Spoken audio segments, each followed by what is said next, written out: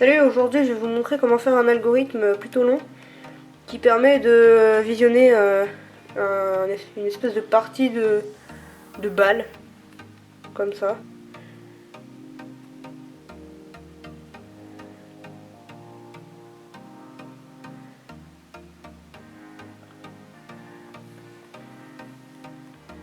Il y a la balle qui rebondit en haut et en bas. Et quand elle arrive sur le bord gauche, ça rajoute un point à droite. Et quand elle arrive sur le bord droit, ça rajoute un point à gauche.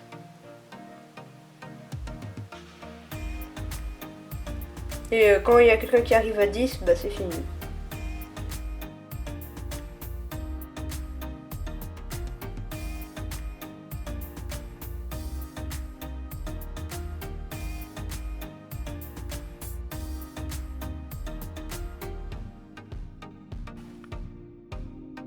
Donc là, je vais vous expliquer le fonctionnement de l'algorithme. Donc déjà, en tout début, on va avoir trois variables, C, A et B. Donc on va toutes les trois les mettre à 0. Donc A et B, ça va être les points du joueur de gauche et du joueur de droite. Et la variable C, ça va être quand on la met à 0 et dès qu'elle est à 10, le jeu s'arrête.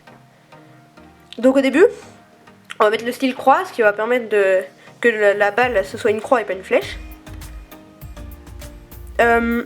Ensuite, là on va ensuite s'orienter dans une position aléatoire, donc runint hashtag entre parenthèses quelque chose, ça va faire donc nombre aléatoire entre 0 et 360, donc 0.360, donc le point virgule on fait seconde 3 pour l'afficher.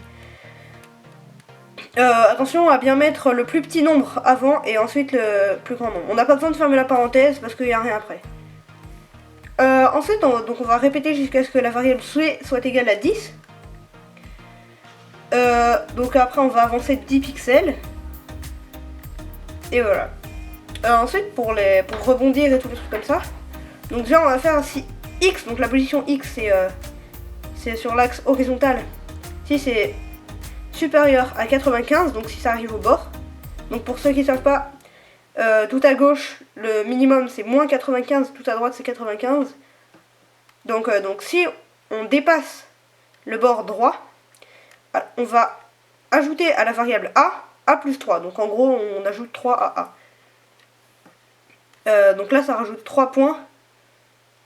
Enfin, ça va rajouter 1 point. Donc 1 point, en fait, c'est 3 au joueur de gauche.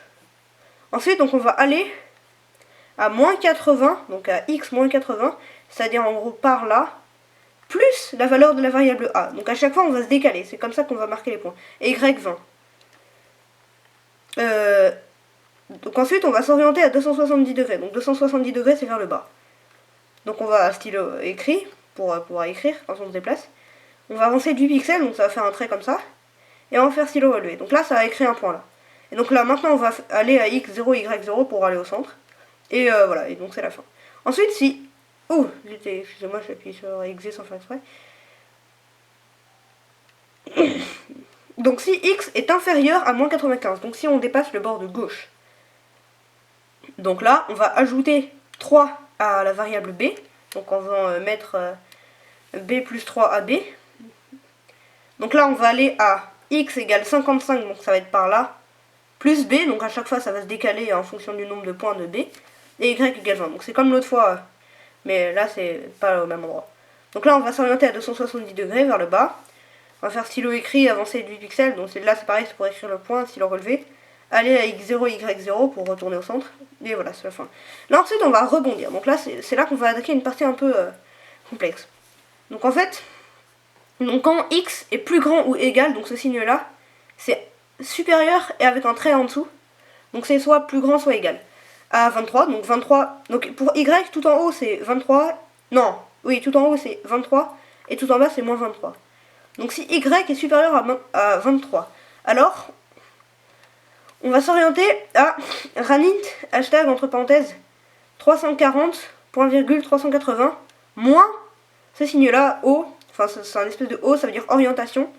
Pour l'écrire, vous appuyez sur OPTN et ensuite sur 1. Mais, ou alors ça dépend, vous cherchez en descendant avec la flèche. Alors pourquoi tout ça? En fait, de base, pour que ça rebondisse bien, il va falloir avec Y, il va falloir faire 360 moins l'orientation. Mais là, comme on veut un truc un peu aléatoire, on va mettre entre 340 et 380 aléatoirement. Pourquoi est-ce qu'il faut 360 moins l'orientation? Et bah c'est assez c'est plutôt compliqué à comprendre mais après quand on y réfléchit ça paraît logique. En gros là si vous avez donc là vous êtes là, vous arrivez à 40, vous êtes orienté à 45 degrés comme ça vers le bord en haut. Là il va falloir pour rebondir s'orienter à 315 degrés pour arriver là comme ça.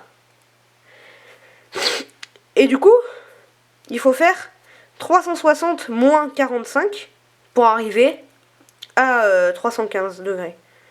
Ensuite, pour rebondir avec X, donc rebondir sur les bords comme ça, et ben là, le truc c'est qu'on va faire 180 moins l'orientation, parce que là, on est à 45 degrés. Ensuite, là, on sera à 135 degrés. Il faudra s'orienter à 135 degrés. Et donc, 45 plus 135, ça fait 180. Du coup, ce sera 180 moins l'orientation. Donc voilà, c'était la petite parenthèse pour comprendre comment rebondir sur un bord.